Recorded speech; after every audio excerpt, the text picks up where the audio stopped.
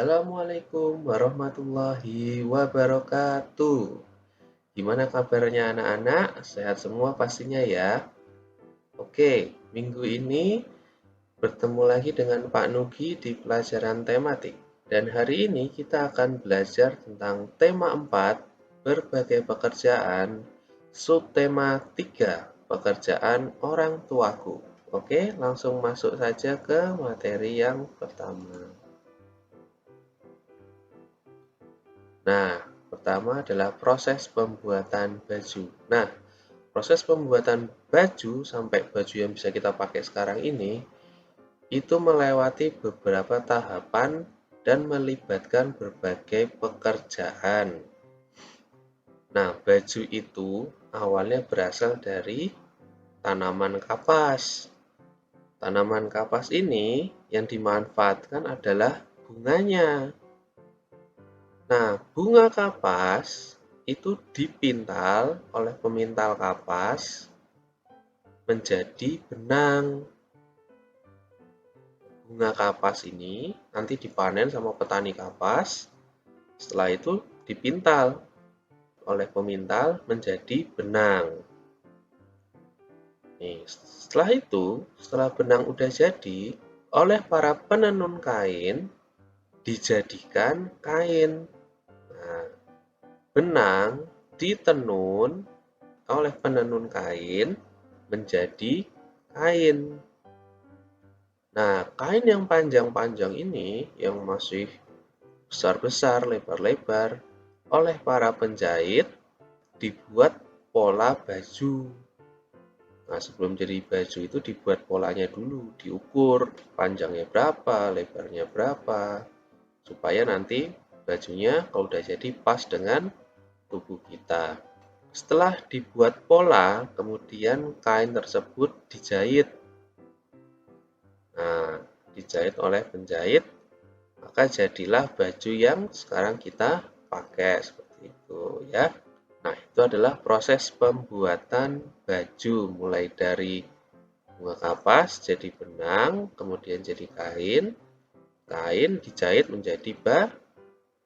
Nah, dari bunga kapas menjadi baju itu melewati beberapa tahapan dan melibatkan banyak pekerjaan ya, seperti itu. Baju itu ternyata berasal dari tanaman. Ya. Makanya tanaman itu banyak sekali manfaatnya kan? Oleh karena itu kita harus selalu menjaga kelestarian tanaman. Ya. Kalau misalkan kalian mau menebang pohon itu harus pilih-pilih, nggak sembarangan. Dan setelah ditebang, kita harus melakukan reboisasi supaya tanaman-tanaman di alam liar itu tetap lestari. Nah, kita lihat penampakan hutan di Kalimantan akibat dari penebangan hutan yang tidak melakukan reboisasi. Nah, penampakan hutan di Kalimantan. Nah, berkurangnya hutan di Kalimantan tahun 1950 sampai 2005 dan diproyeksi terhadap tahun 2020. Nah, di sini dilihat ada gambar Pulau Kalimantan. Tahun 1950 itu hutannya masih banyak di Pulau Kalimantan. Kalian bisa lihat nih. Yang hijau-hijau ini hutan, ya. Di tahun 1985, lihat nih, hutannya mulai berkurang. Karena banyak ditebangin dan tidak dilakukan reboisasi. Tuh. Tahun 2000, nah tuh mulai berkurang lagi tuh hutan-hutannya. 2005 tambah lagi tuh makin tipis hutannya. 2010 wah semakin sedikit. Nah, di tahun 2020 sekarang ini tuh kita lihat tuh hutannya. Sudah mengalami banyak pengurangan dari yang tebelnya segini hijaunya jadi tinggal segini. Nah, itu adalah dampak dari melakukan penebangan hutan secara besar-besaran dan tidak melakukan reboisasi. Nah, dampaknya dari hutan yang berkurang sangat banyak ini bisa kita rasakan sekarang. Jadi, kita harus menjaga kelestarian tanaman, tumbuhan, atau bahkan hutan di sekitar kita ya. Karena sebenarnya tanaman itu punya manfaat yang banyak sekali. Oke, lanjut. Nah, sebenarnya penyebab dari hutan di Kalimantan berkurang itu salah satunya adalah karena bertambahnya jumlah penduduk. Nah, karena jumlah penduduk bertambah, otomatis kita manusia memerlukan tempat untuk tinggal kan, membuat suatu desa, perkampungan, atau bahkan kota, atau bahkan perluasan kota seperti itu, karena jumlah penduduknya semakin banyak. Jadi otomatis harus menebang hutan untuk dijadikan pemukiman seperti itu. Nah, jika jumlah penduduk di sebuah negara atau sebuah daerah itu semakin meningkat, otomatis sampah yang dihasilkan juga semakin banyak. Oleh karena itu, kita harus pintar-pintar dalam mengolah sampah. Nah, caranya adalah, cara mengolah sampah itu ada 4. Yang pertama, reduce atau mengurangi. Maksudnya mengurangi menggunakan bahan-bahan yang susah terurai di alam. Contohnya kayak styrofoam, itu kan susah tuh diurai di alam, kaleng, terus plastik. Nah, itu kita kurangi. Kita kurangi penggunaannya. Karena apa? Karena bahan-bahan seperti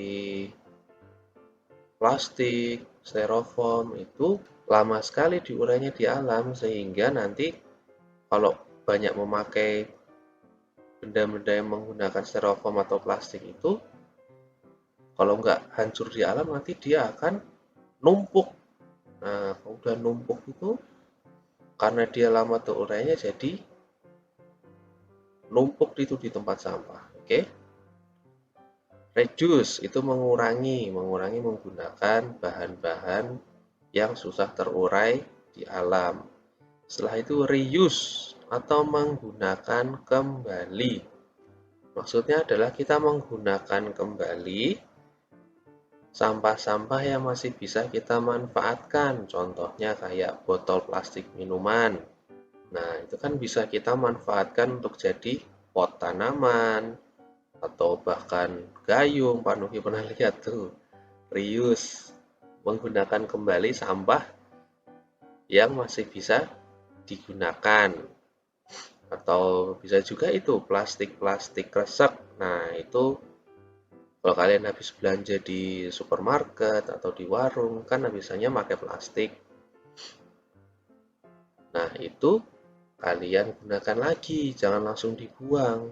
Misalkan kalian nanti mau ke warung lagi, nah cukup pakai plastik yang kemarin-kemarin itu, jadikan penggunaan sampahnya jadi sedikit. Nah, itu reuse, menggunakan kembali sampah yang masih bisa digunakan. Setelah itu recycle atau mendaur ulang sampah. Nah, sekarang banyak nih mendaur ulang sampah-sampah. Nah, contohnya kayak misalkan botol kaca. Nah, itu kan bisa didaur ulang ke pabrik, dihancurkan menjadi botol kaca yang baru seperti itu. Recycle, mendaur ulang.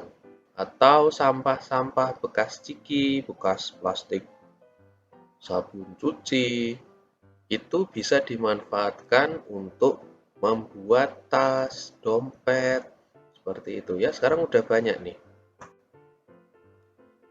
orang-orang yang mendaur ulang atau merecycle sampah-sampah plastik seperti itu. Sekarang sudah banyak nih orang-orang yang mendaur ulang sampah jadi barang-barang yang berguna kayak tadi.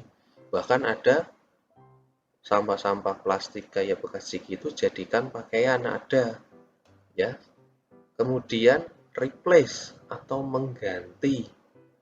Nah, maksudnya adalah kita mengganti sampah-sampah yang susah diurai di alam, contohnya kayak penggunaan plastik, itu kita ganti menjadi menggunakan tas belanja. Nah, biasanya kalau di supermarket itu kan ditawarin bahwa plastiknya enggak. Kalau misalkan udah bawa tas belanja, nanti nggak dikasih kantong plastik seperti itu ya. Itu replace, mengganti barang-barang atau sampah-sampah yang susah didaur ulang menggunakan bahan-bahan yang bisa dipakai terus-menerus seperti itu ya. Itu replace. Cara mengolah sampah itu ada 4. Yang pertama reduce, mengurangi. Yang kedua reuse, menggunakan kembali. Yang ketiga recycle, mendaur ulang. Dan keempat adalah replace atau mengganti. Lanjut. Nah, sekarang kita akan belajar Pancasila sila ketiga. Apa bunyinya? Ayo. Ya, Persatuan Indonesia. Nah, sila ketiga Pancasila itu mempunyai makna yang pertama, Negara Kesatuan Republik Indonesia. Jelas dari kalimatnya aja, Persatuan Indonesia. Berarti Indonesia bentuknya kesatuan. Selanjutnya, cintai damai dan persatuan. Jadi, sila ketiga ini mengajak kita untuk cinta damai dan persatuan. Dan yang ketiga adalah tidak mementingkan kepentingan sendiri. Jadi kita harus mementingkan kepentingan kelompok atau kepentingan bersama. Nah, sikap-sikap yang menunjukkan sila ketiga Pancasila, contohnya adalah yang pertama, cinta tanah air. Tidak saling memaksakan kehendak kepada orang lain. Setelah itu, menghargai perbedaan pendapat antar kelompok. Yang keempat, mementingkan kepentingan bersama dalam hidup bermasyarakat.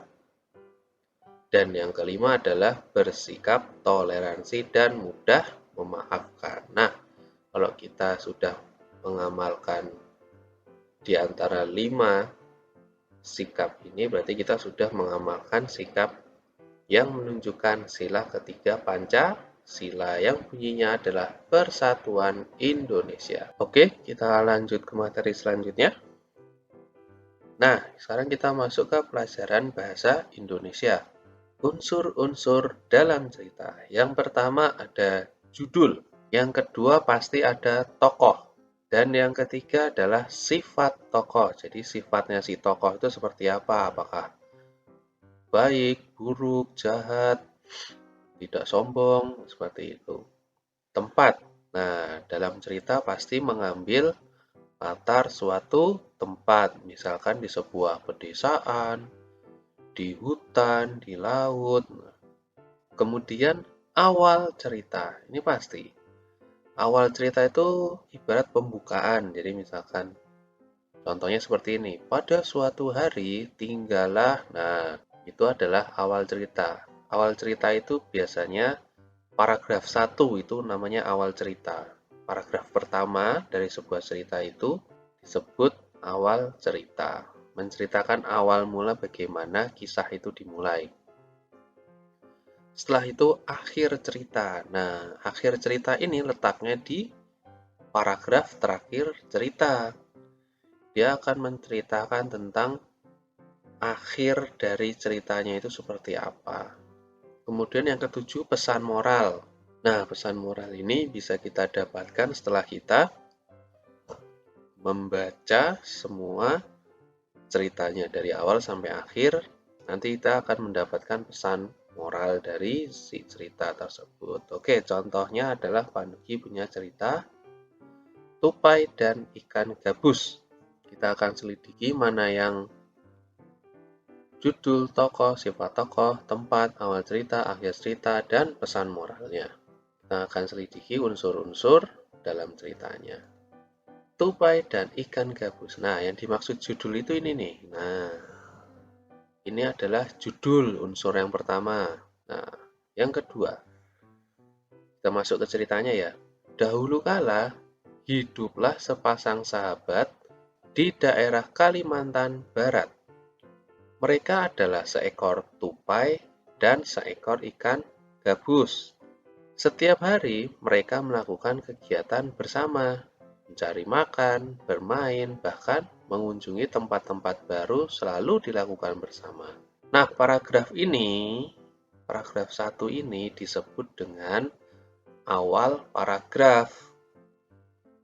Dia menceritakan awal mula bagaimana cerita ini dimulai. Dahulu kala. Nah, masuk ke paragraf kedua. Suatu hari, Tupai tidak melihat gabus, sahabatnya. Ia mencarinya ke tempat biasa gabus tinggal. Saat bertemu, Tupai sangat kaget. Gabus terlihat lesu.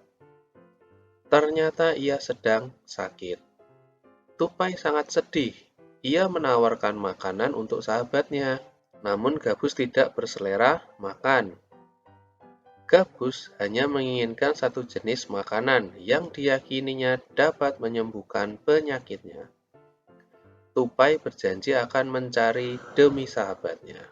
Setelah Gabus mengatakan makanan yang dapat menyembuhkan penyakitnya, Tupai sangat kaget.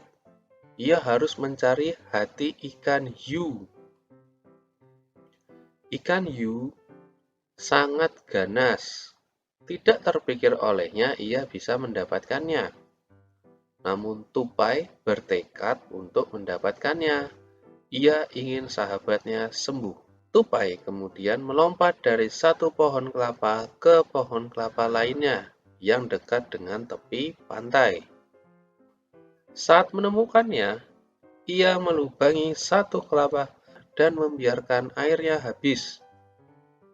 Kemudian sang tupai masuk ke dalam kelapa. Angin kencang membuat kelapa jatuh ke pantai dan ikan hiu memakannya. Di dalam perut ikan, tupai kemudian keluar dari kelapa dan menggigit hati ikan hiu. Ikan tersebut mencoba bertahan sampai kehabisan tenaga. Ombak besar membawa ikan hiu ke tepi pantai. Saat itulah tupai keluar dari mulut ikan hiu dan membawa hati ikan kepada sahabatnya. Sampai di tempat ikan gabus, tupai kemudian memberikan hati ikan hiu untuk dimakannya.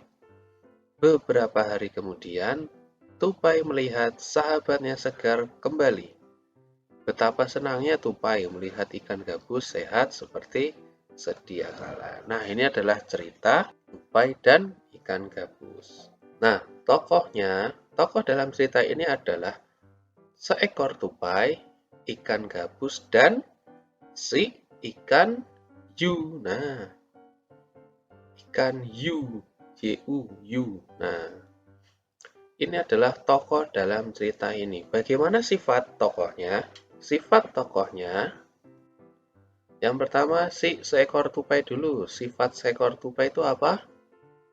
Baik hati, karena mau mencari makanan untuk mengobati sahabatnya, si ikan gabus. Selain baik hati, tupai juga cerdik, pintar. Karena apa? Nah, dia pintar nih. Gimana caranya mendapatkan hati ikan hiu yang ganas? Caranya adalah dia masuk ke dalam kelapa. Nanti kelapanya dimakan ikan hiu, baru nanti di dalam perut ikan hiu si tupai keluar. Nah, menggigit hati si ikan hiu tadi. Nah, ternyata si tupai itu nggak cuma baik hati, tapi dia juga pintar atau cerdik. Oke. Kemudian ikan hiu. Bagaimana ikan hiu? Sifat tokohnya ganas. Nah, ikan hiu itu terkenal ganas. Nah, itu sifat-sifat tokohnya. Kalau ikan gabus, sifatnya gimana? Setia kawan dia. Setelah diobati, dia tetap bermain dengan si tupai, dia nggak lupa temen. Nah, itu sifat-sifat tokoh. Oke, tadi yang dimaksud awal cerita itu ini, paragraf pertama. Nah, dari sini sampai sini itu disebut awal cerita. Nah, akhir cerita itu terletak di akhir paragraf. Nah, dari sini sampai sini itu disebut dengan akhir cerita. Dia menceritakan akhir dari kisah tersebut. Nah, setelah itu tempat. Nah, tempatnya mengambil latar di mana ini? Nih, di tepi pantai dan kemudian di laut. Nah, pesan moralnya dari kisah ini apa? Ayo.